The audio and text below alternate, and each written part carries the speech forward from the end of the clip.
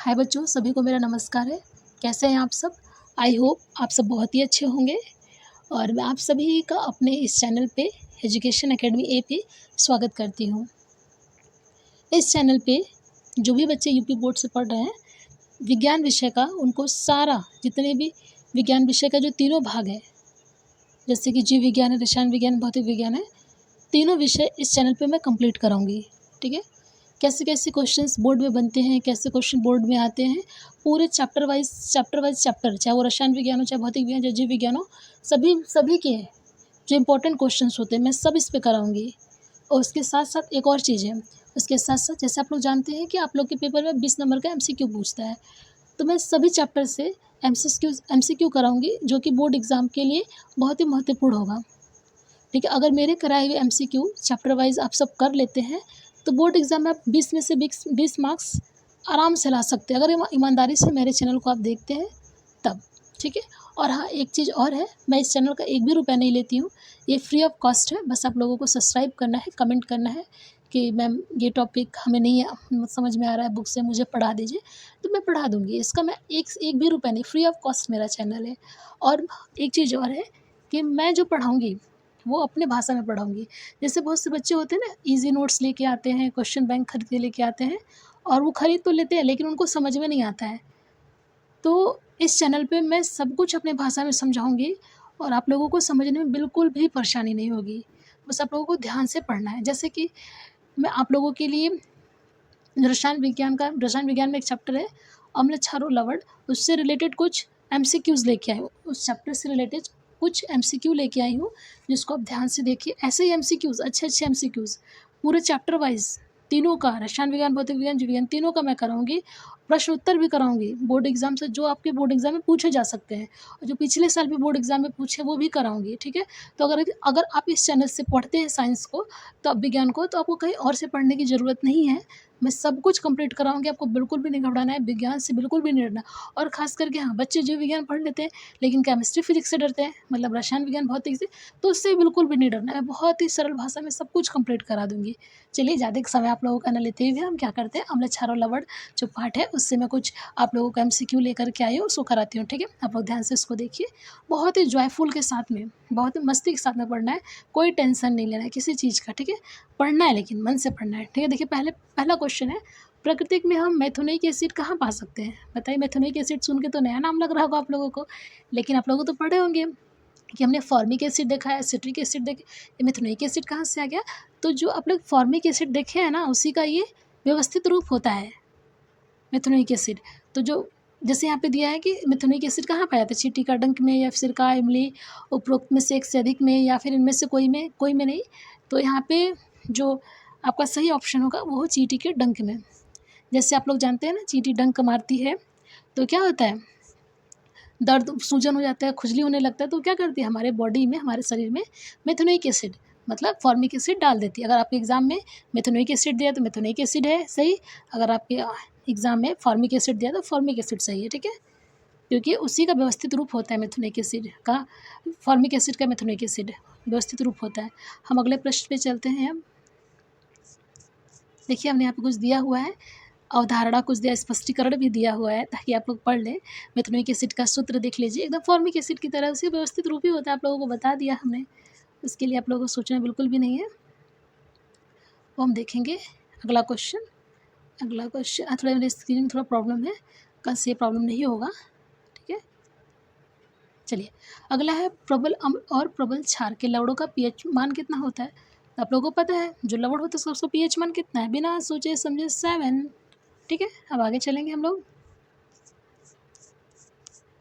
आगे चलेंगे, आगे आगे आगे चलिए, स्किप नहीं करना है, इसको ध्यान से आप लोगों को पढ़ना है। ठीक है? देखिए, अगला है, जब लिटमस विलियन का पीएच उदासीन होता है तो यह बदल जाता है। जैसे आप लोग जानते हैं, लिटमस पेपर आप लोगों ने खुद ही प्रैक्टिकल रूम में गए होंगे, प्रैक्टिकल किए होंगे कि लिटमस पेपर को अगर हम अम्लीय विलयन में डाल दें तो उसका कलर लाल हो जाता है, क्षारीय विलयन में डाल दें तो उसका हरा हो जाता है। उसी तरीके से हम क्या करते हैं, उदासीन विलयन में अगर डालते हैं लिटमस पेपर को तो उसका कलर कैसा हो जाता है, बैंगनी। ठीक है? ये क्वेश्चन हो गया अगला, आंवला एक समृद्ध रूप है, बताइए किसका, मतलब आंवला में कौन सा अम्ल पाया जाता है? एंटासिड्स, एसिटिक अम्ल या एस्कॉर्बिक अम्ल उपरोक्त में से एक से अधिक है या फिर इनमें से कोई नहीं है, तो बताइए कौन सा आंवला में पाया जाता है।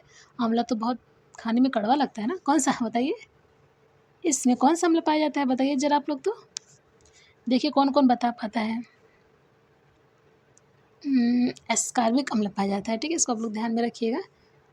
बहुत ही सरल सरल प्रश्न है और यही सब पूछे भी जाते हैं। देखिए यहाँ पे कुछ दिया है प्रमुख बिंदु, देखिए इसलिए मैंने ये यहाँ पे कुछ प्रमुख बिंदु दे दिया है ना, क्योंकि आप लोग कहीं भी एंट्रेंस एग्जाम देने जाएंगे, प्रवेश परीक्षा देने जाएंगे, तो इस प्रकार के क्वेश्चंस पूछते हैं कि विटामिन सी को और किस नाम से जानते हैं, तो विटामिन सी को हम किस नाम से, एस्कॉर्बिक एसिड के नाम से जानते हैं। और ये जो विटामिन सी होता है ये जल में घुलनशील होता है। विटामिन सी की कमी से बताइए क्या होता है, सब लोग बताइए, कमेंट में बताइए क्या होता है, क्या होता है बताइए। इसकी कमी से हमें स्कर्वी होता है। जैसे देखिए यहाँ पे हमने कुछ पदार्थ दे रखा है, नींबू संतरा में साइट्रिक एसिड होता है, खट्टा दूध में लैक्टिक होता है, ऐसे आप लोग पढ़ लीजिएगा। तो इसमें हमने दे दिया किस पदार्थ में कौन सा एसिड पाया जाता है, ठीक है। अगले प्रश्न पे आते हैं।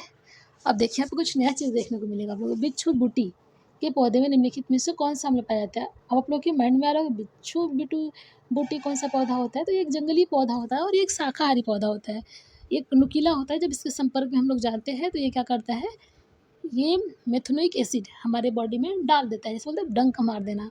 जैसे बिच्छू डंक मारते हैं ना, सेम उसी तरीके से भी क्या करता है, अपने नुकीले जो कांटा उसका होता है जो, उससे क्या करता है, हम लोग की बॉडी में मेथनोइक एसिड डाल देता है, जिसकी वजह से खुजली होने लगता है, जलन होने लगता है। तो इसमें कौन सा ऑप्शन सही होगा, मेथनोइक एसिड, ठीक है। आप लोगों को थोड़ा स्क्रीन में थोड़ा भी प्रॉब्लम हो रहा होगा, लेकिन अगले वीडियो से नहीं होगा। ये तो आप लोग बता ही सकते हैं। अम्लीय वर्षा का पीएच मान क्या है, अम्लीय वर्षा का पीएच मान क्या है बताइए। इस पीएच मान होता है 5.6 से कम होता है। अब आप लोग हमें कमेंट करके बताएंगे कि जो पीएच मान क्या होता है।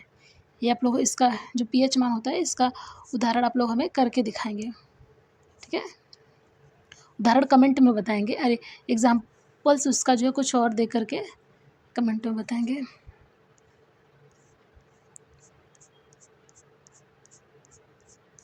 आगे आते हैं हम लोग, आगे प्रश्न पे आते हैं। अगला प्रश्न, हाँ ये तो हो गया था। अब आते हैं, सल्फर डाइऑक्साइड जब पानी में घुलता है तो क्या बनता है बताइए। सल्फर डाइऑक्साइड को जब हम पानी में घोलते हैं तो क्या बनता है, क्या बनता है, सल्फ्यूरस एसिड बनता है, ठीक है। हम अगले प्रश्न पे आते हैं। अगला प्रश्न है हमारा, निम्नलिखित में से किस में सिट्रिक अम्ल होता है। जैसे हमने पीछे भी आप लोगों को चार्ट दिखाया था ना, किस पदार्थ में कौन सा एसिड होता है, तो आप लोगों ने देखा होगा कौन सा होता है बताइए। हमें पता है, सब बच्चे एकदम सही से बताएंगे, ईमानदारी से बताएंगे कौन सा होता है, संतरा में, ठीक है। यहाँ पे देखिए मैंने कुछ कर दे रखा है, यहाँ पे कुछ पदार्थ दे रखा है कि इसमें क्या चीज़ पाया जाता है, तो भी आप लोग देख लीजिएगा। अब बताइए, नींबू किसका एक समृद्ध स्रोत है, बताइए नींबू में कौन सा अम्ल पाया जाता है। सबको पता है, सबको पता है, सिट्रिक अम्ल पाया जाता है। अरे हम लोग तो इससे तेज निकले, मीन्स। अगले प्रश्न पे चलते हैं हम लोग। यहाँ पे एक और क्वेश्चन है, चींटी के डंक में कौन सा अम्ल पाया जाता है। जब चींटी डंक मारती है तो कौन सा अम्ल हमारे बॉडी में डालती है। शायद मैंने इससे को पीछे किया है हम लोग इस क्वेश्चन को, फिर भी अगर फिर से देख लेते हैं, वो है हमारा मेथनोइक अम्ल। धन्यवाद बच्चों मुझे सपोर्ट करने के लिए। ऐसे वीडियोस के लिए आप लोग मुझे लाइक करिए, कमेंट करिए और मेरे वीडियोस को शेयर करिए। देखिए कुछ आज स्क्रीन में प्रॉब्लम्स हुए हैं, लेकिन कल से प्रॉब्लम नहीं होगा।